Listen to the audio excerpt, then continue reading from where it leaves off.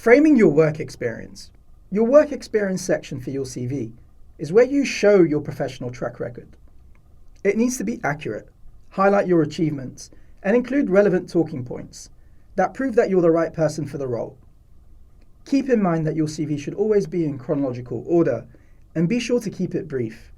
Make your bullet points concise and easy to read, and only include information that is relevant to the employer. As I'd mentioned earlier, try and paint a narrative with these bullet points. Give an understanding of the job that you undertook and the results that were actually achieved through those application of skills. The first step of filling out your work experience is getting the factual information on the CV.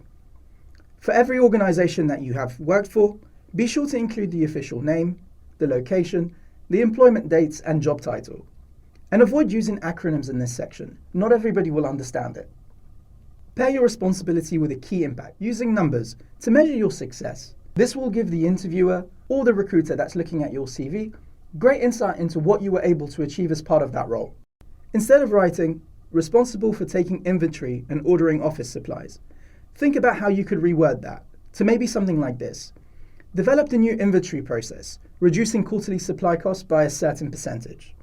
Also, listing any promotions or recognition that you may have earned in previous jobs will show your potential employer that you performed well in your past role, which could make a more compelling and appealing candidate for that particular employer.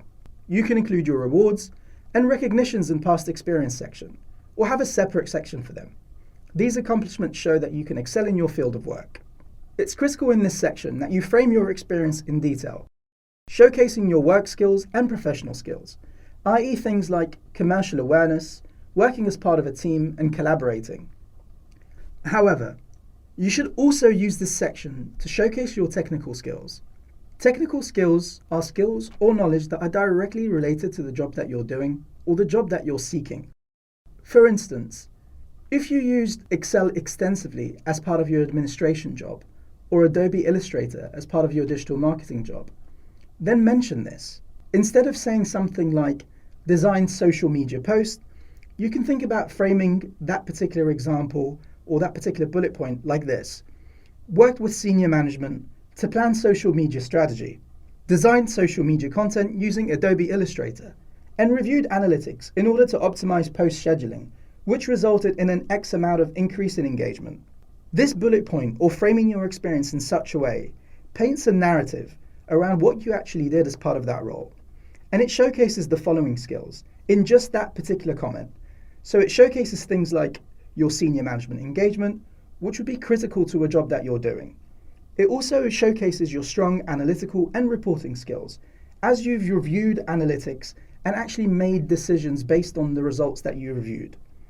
It also gives a direct example of the tools that you've used, and which are your technical skills, and showcases your result at the very end. And what's more critical is that it actually uses the right terminology and the words that are critical for you to pass the ATS, because you're using words that will be part of a job description, for instance, for a digital marketer.